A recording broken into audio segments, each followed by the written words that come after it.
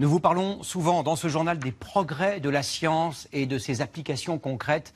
Depuis quelques années, des chercheurs ont développé des prothèses très sophistiquées, presque robotisées, pour venir en aide aux personnes amputées. Reportage bionique signé Fabrice Collaro et Sylvain Roland.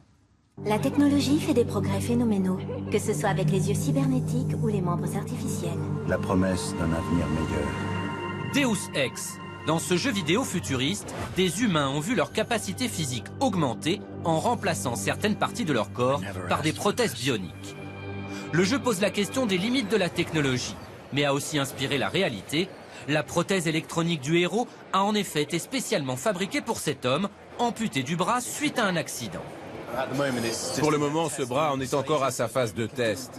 Et je m'entraîne donc à saisir des objets comme cette canette.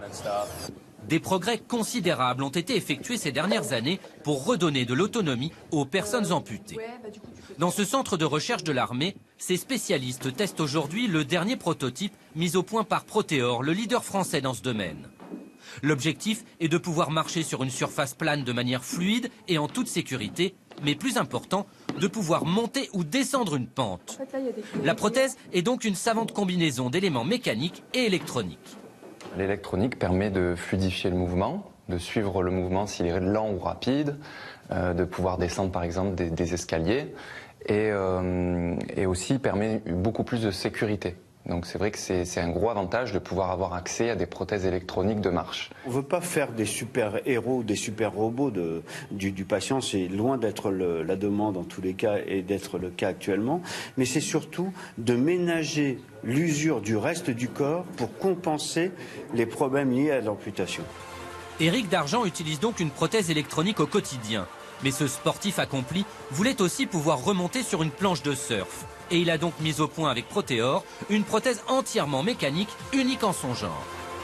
On a voulu aussi créer un genou qui soit polyvalent, c'est-à-dire qu'on puisse surfer avec, puisque c'était ma passion à la base, mais qu'on puisse aussi faire du snowboard, du ski, du vélo, de la planche à voile, plein de sports qui demandent un mouvement de flexion et ensuite d'extension.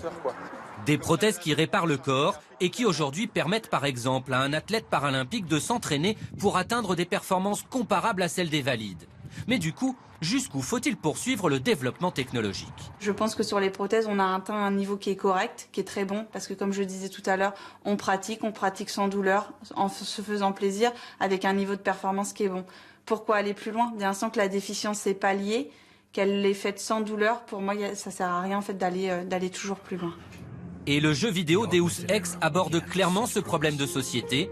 Sans contrôle éthique, demain, certains pourraient être tentés de remplacer volontairement leurs membres valides par des prothèses pour augmenter leur capacité. On appelle cela le transhumanisme.